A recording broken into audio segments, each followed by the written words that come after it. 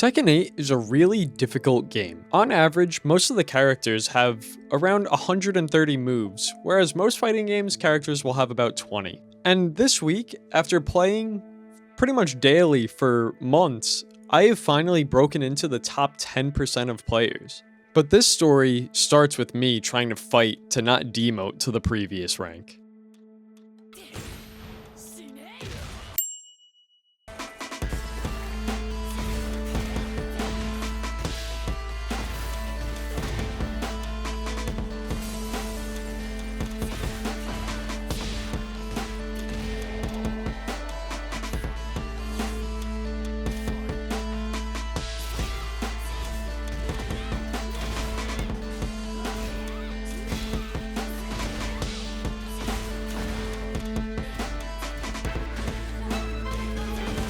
You might be looking at my health bar and noticing that it's getting dangerously low. But don't worry, this is the easiest comeback of my entire life.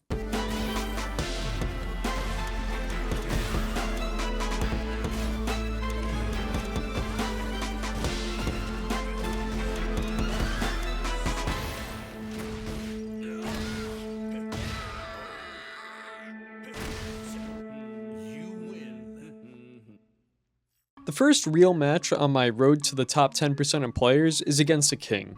And King is an interesting character in this game. Most characters want to punch you, they want to kick you, and that's pretty much it. But King, he wants to grab you. And grabs are an interesting concept in this game. When a grab comes out, you can see the opponent's arms coming out, and you have to press a certain button to get out. And which button you press depends entirely on what the opponent's arms are doing. So if they reach out with both arms, you have to press 2 buttons. But if they reach out with just one arm, then you have to just press 1 button to break the throw. And this creates some interesting dynamics within the game, because King wants to keep you close, but if you can keep him out, or you can just pressure him enough so that he can't grab you, then he becomes really easy to deal with. The next match takes us to a mirror match against another Dragunov, and it's really interesting when someone's playing the same character as you, because it's understood that they know all the tricks. So you really have to start either really playing hard, or you gotta start pulling all the tricks out of the bag so you can see if you can knowledge check them.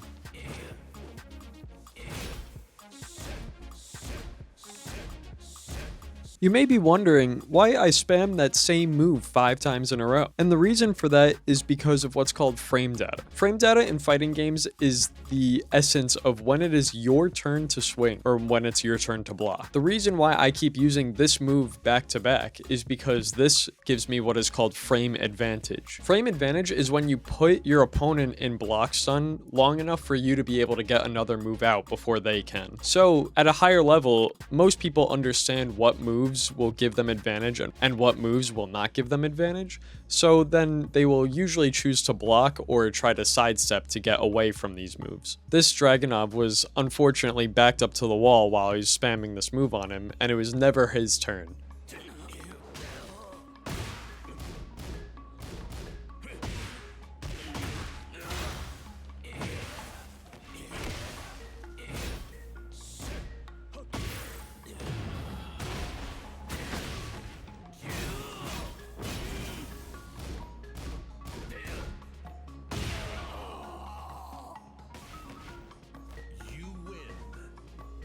In this game against the Brian, I want to talk about counter hits and what they are.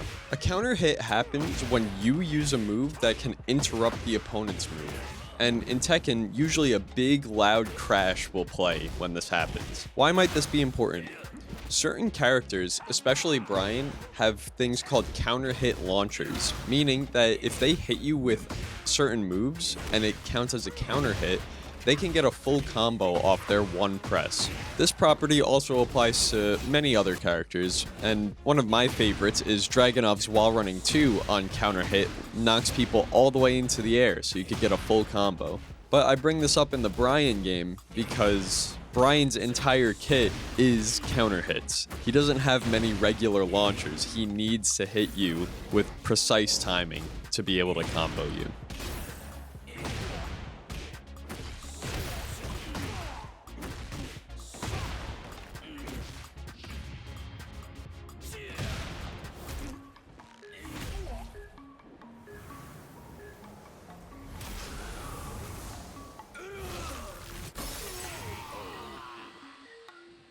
In this game against the Lars, I wanted to talk about two things that are kind of similar, that being armor and rage art. Armor, depending on what game you play, could either be called power crush, armor, or hyper armor. And what it does is pretty simple. It allows you to absorb one or sometimes two hits and still get an attack out. In Tekken 8, there are only certain attacks that have this property, and those moves are called armor crush moves. As you can see in this example, I can press my armor move and tank 2 hits from King and still deal the damage to him. The thing is though, if you do use armor, you do still take the damage, it's just that you don't get stunned out of the move. The next thing I wanted to talk about, which is pretty similar to armor, is rage art. Rage art is a mechanic in Tekken that has been in the game since Tekken 7, where what you can do is use a special armor move when you're at low health that kind of acts like your character's super move. Unlike regular armor, you cannot get hit out of a rage art by getting hit low or getting grabbed.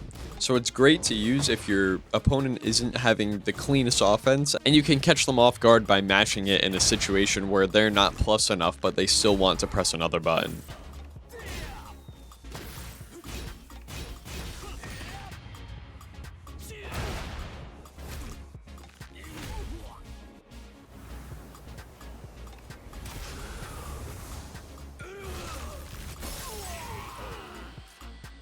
My last match before I promoted took me up against a bear. And nobody really likes fighting the bears in these games because they're all gimmicky and they're really weird and not many people play them, so it's a lot of knowledge check stuff. So I wish there was some more interesting stuff to tell you about it. But how you beat the bears in this game is you beat them up. You gotta be aggressive. And that's the whole thing with Tekken 8. There are so many systems in the game that push you to be more aggressive towards your opponent. So if aggressive fighting games, or aggression in gaming in general, is your style, I would definitely pick up Tekken 8. It's really great, it's really deep, might just be your next fighting game, might be your next addiction. So after all that, you might be thinking, what did I learn? And honestly, I learned a ton over the course that I've been playing this game. I have about 400 hours in, so I hope that doesn't discourage you. But every single time I feel like I'm learning something, and it's almost too much to go over in one video. In this game, because like I said at the beginning, everyone's got like 120 moves or more, every single game you're trying to learn like 1% more about whatever character you're going up against, until eventually you hopefully have the entire matchup knowledge, your mind as a database. But yeah, even though I'm a top 10% player now, I still have a ton to learn. I don't consider myself a highly advanced player at all. I still consider myself a hard intermediate. It's really fun. I'm liking that as I pick up the game more, I'm able to try out new characters and try learning new things on different characters. I have a larger matchup knowledge, and it's just more fun when you know what's going on now, or at least you somewhat know what's going on.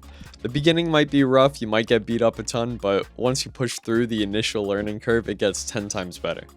If you liked the video, make sure to like, make sure to subscribe. At 1,000 subscribers, I'm getting the Dragonov while running 2 input tattooed on my arm, so if you want to see that happen, help me out, and I will see you guys in the next video.